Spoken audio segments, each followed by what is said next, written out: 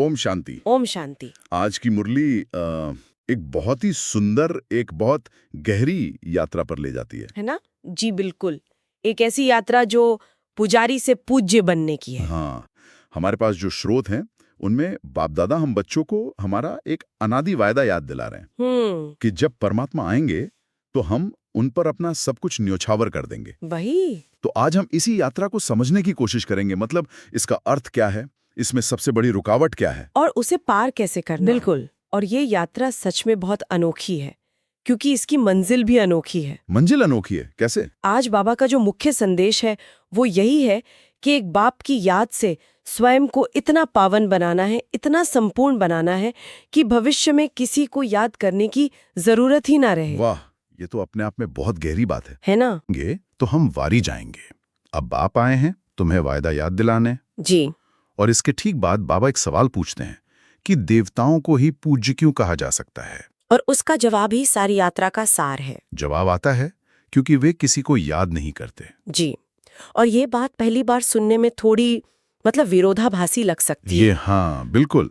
ज्यादातर आध्यात्मिक मार्गों में तो ईश्वर को याद करना, प्रार्थना करना, सिमरन करना, हाँ वही तो साधना का आधार है, शक्ति का स्रोत है। सही बात है। पर यहाँ मंजिल याद करने की अवस्था से भी परे जाना है। यही तो अनोखापन है। हाँ। तो इस सोच के पीछे का मनोविज्ञान क्या हो सकता है कि सुख की पराकाष्ठा में याद की जरूरत ही खत्म हो जाती है। इसका बहुत गहरा रहस्य है।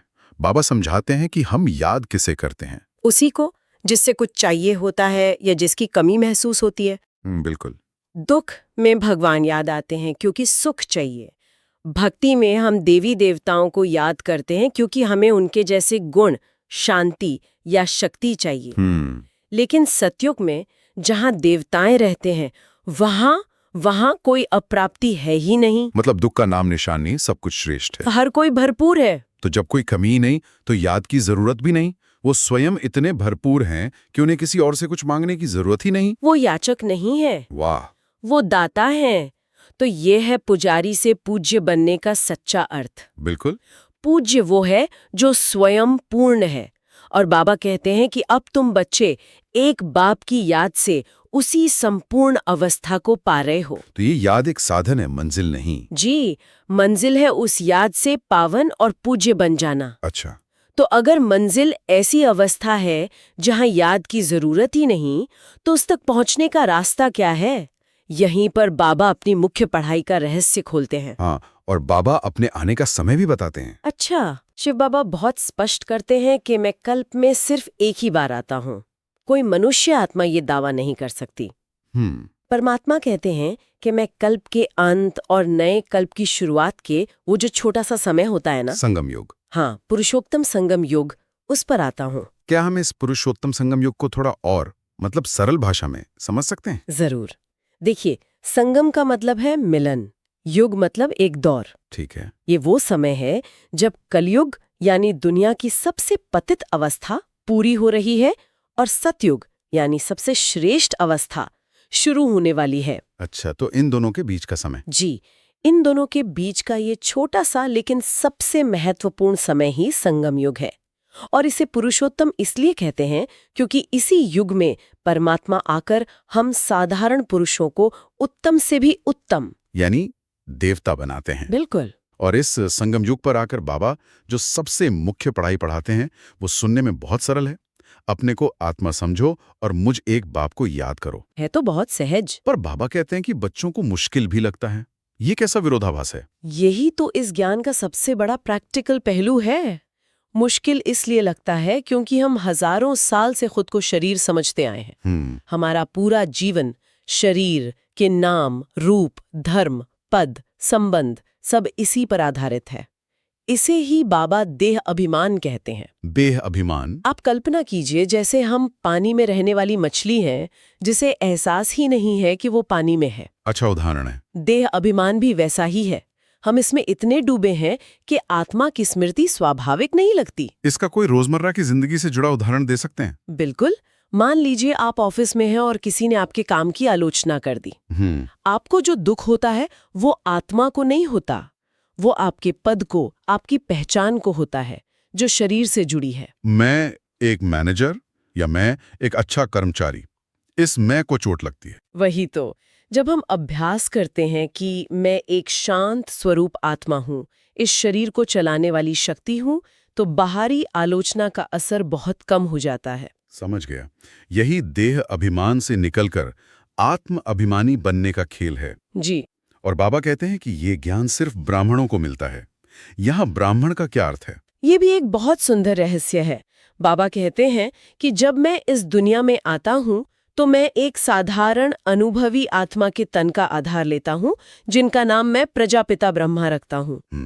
और जो बच्चे इस ज्ञान को सीधे उनके मुख से सुनते और धारण करते हैं, वो मुख वंशावली ब्राह्मण कहलाते हैं। तो ये कोई जन्म आधारित जाति नहीं है? बिल्कुल नहीं। ये एक आध्यात्मिक स्थिति है। जो पवित्रता के व्रत को अपनाकर इस ज्ञान को जीवन में उतारते हैं, वही सच्चे ब्राह्मण हैं। एक बात जो मुझे हमेशा सोचने पे मजबूर करती है वो है ब्रह्मा के साधारण तन का जिक्र। हाँ। परमात्मा किसी राजा या बड़े धर्मगुरु को नहीं, बल्कि एक साधारण व्यक्ति को चुनते हैं। ये इस ज्ञान का एक बहुत ही जमीनी पहलू है ना? बहुत ही महत्वपूर्ण बात है ये। इससे ये सिद्ध होता है कि परमात्मा देह को नहीं देखते, वे आत्मा के संस्कारों को देखते हैं। ब्रह्मा की आत्मा ने अपने 84 जन्मों की यात्रा पूरी की है और अंत में उनमें परमात्मा का अवतरण होता है। उनका लौकिक नाम लेखराज था। अच्छा। लेकिन जब शिव बाप ने उनमें प्रवेश किया, तब उनका अलौकिक नाम ब्रह्मा रखा, क्योंकि उनके द्वारा ही ब्राह्मण कुल की स्थापना होनी थी। ये दिखाता है कि कोई भी आत्मा, चाहे वो कितनी भी साधारण दिखे, परमात्मा का पात्र बन सकती है। जी। और इन्हीं ब्राह्मणों के जीवन से पूज्य और पुजारी का भेद स्पष्ट होता है। कैसे? बाबा कहते हैं कि भक्ति मार्ग में सन्यासी भी पूज्य नहीं है, क्योंकि वो भी ब्रह्म तत्व को याद करते हैं। हाँ, वे पवित्र बनते हैं, घर बार छोड़ते हैं, इसलिए सम्मान्य हैं, लोग उन्हें माथा टेकते हैं। लेकिन पूज्य नहीं कह सकते। लिए मुक्ति के लिए, यानी वो अभी भी एक याचक की अवस्था में है। तो ये कुछ ऐसा हुआ जैसे एक छात्र हमेशा शिक्षक से जवाब पाने की कोशिश करता है और एक मास्टर वो है जो उस ज्ञान को पूरी तरह से अपने स्वरूप में ले आया है। बहुत सुंदर एनालॉग है ये। देवताएं ज्ञान के मास्टर हैं, वे स्वरूप बन चुके हैं, वे किसी से कुछ मांग नहीं रहे, इसीलिए वे डबल सिरताज हैं। जी। बाबा समझाते हैं कि सतयुग में वे एक दूसरे को रिगार्ड देते हैं, जैसे आज प्रेसिडेंट या प्राइम मिनिस्टर को दिया जाता है। और वो याद नहीं है। वो याद नहीं है, वह पद का सम्मान है, मर्यादा है। ये सब समझने के लिए आत्मा और परमात्मा के यथार्थ परिचय पर आना बहुत जरूरी है। भक्ति में परमात्मा को 1000 सूर्यों से भी तेजोमय बताया गया है। लेकिन बाबा कुछ और कहते हैं। बाबा इस भ्रम को तोड़ते हैं। वे कहते हैं कि भक्ति में ऐसी महिमा सुनी है, इसलिए भक्तों को साक्षात्कार भी वैसा ही होता है, ताकि उनका विश्वास बना रहे। हाँ, लेकिन यथार्थ में जैसे आत्मा एक अति सूक्ष्म ज्योति बिंदु है, वैसे ही परमात्मा यानी परमात्मा भी एक ज्योति बिंदु है। एक ज्योति बिंदु। जी, वो ज्ञान, प्रेम और शक्तियों के सागर हैं, लेकिन उनका रूप भ्रिकुटी के बीच चमकते सितारे जैसा ही है। ये तो परमात्मा को बहुत ज्यादा व्यक्तिगत और सुलभ बना देता है। बिल्कुल। 1000 सूर्यों जितने तेजों में प्रकाश की कल्पना करना भी मुश्किल है, लेकिन एक प्यारे स्नेही ज्योति बिंदु से संबंध जोड़ना बहुत सहज लगता है। यही तो बाबा की विशेषता है। वो हमें यथार्थ परिचय देकर हमारे डर को खत्म करते हैं और प्रेमपूर्ण संबंध जोड़ना सिखाते हैं। और इसी यथार्थ परिचय और याद से पावन बनने की विधि जुड़ी है। बाबा स्पष्ट कहते हैं कि कोई भी देहधारी या चित्र किसी को पावन नहीं बना सकता। पावन बनाने वाला एक ही पतित पावन बाप है, बस। तो ये फिर से उसी शुरुआती वायदे पर आ जाता है कि आप आएंगे तो हम आप ही की सुनेंगे, आप पर ही वारी जाएंगे। जी, अब वही बाप हमें सत्यनारायण की कथा सुनाकर नर से नारायण यानी पतित से पावन बना रहे हैं। इसीलिए बाबा हमारी जीवन शैली पर बहुत ध्यान देते हैं। हाँ, वो कहते हैं कि बच्चों, अब तुम्हारी चलन और तुम्हारा खानपान बहुत रॉयल होना चाहिए, क्योंकि तुम भविष्य के देवी देवता बन रहे हो। और ये सिर्फ बाहरी चीज नहीं है। नहीं, ये एक आंतरिक दिव्यता का बाहरी प्रतिबिंब है। बहुत सुंदर। तो अगर हम इस पूरी चर्चा को 2 मुख्य प्रैक्टिकल धारणाओं में समेटना चाहें तो वो क्या होंगी?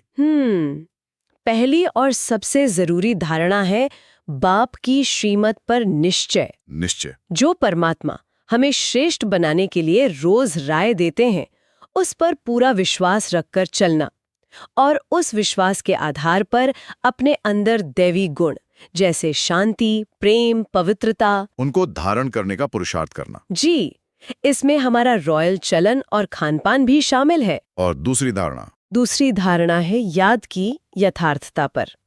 किसी भी देहधारी को याद नहीं करना है, क्योंकि कोई देहधारी पावन नहीं बना सकता। हाँ, एक दूसरे को पूरा रिगार्ड देना है, सम्मान करना है। लेकिन याद सिर्फ एक निराकार बाप को करना है। और इसी याद से स्वयं को पावन बनाने का तीव्र पुरुषार्थ करना है। और अपनी पावन वृत्ति से दूसरों को भी प्रेरणा देनी है। चलिए, इसी गहरी स्मृति में कुछ पल स्थित होने का अभ्यास करते हैं। जरूर।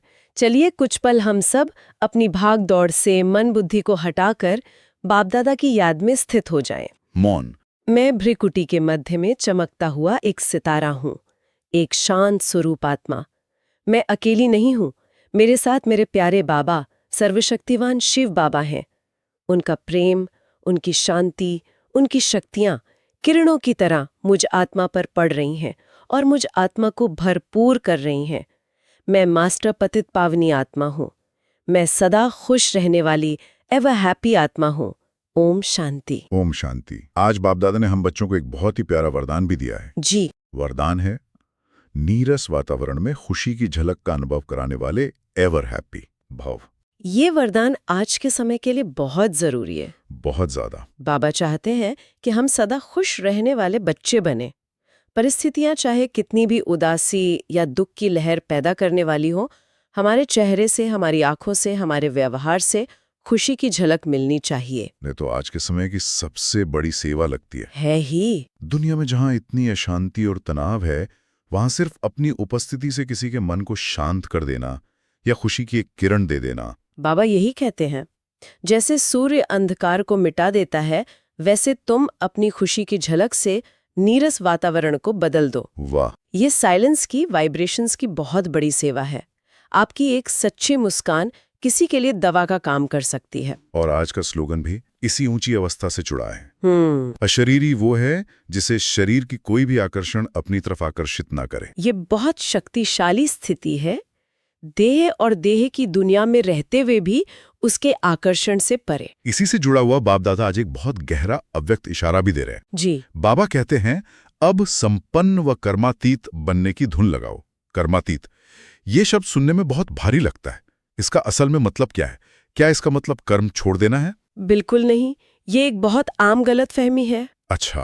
कर्मातीत का अर्थ कर्म से अतीत होना नहीं, बल्कि कर्म के बंधन से अतीत होना है। कर्म के बंधन से? हाँ, कर्म करते हुए भी कर्म के फल के प्रभाव से, चाहे वो अच्छा हो या बुरा, न्यारा और प्यारा रहना। क्या किसी उदाहरण से समझा सकते हैं? जैसे एक कुशल सर्फर जो लहरों पर सवारी करता है पर लहरों में डूबता नहीं। यह एक बहुत अच्छा उदाहरण है। या इसे ऐसे समझें कि कर्म योगी की स्थिति ही कर्मातीत स्थिति का अनुभव कराती है। कर्म योगी की स्थिति हल्का महसूस होगा, जैसे जिम्मेदारी निभाते हुए भी आप हल्के हैं। हाँ, क्योंकि आपको पता है कि मैं आत्मा एक्टर हूँ और करावनहार बाबा है।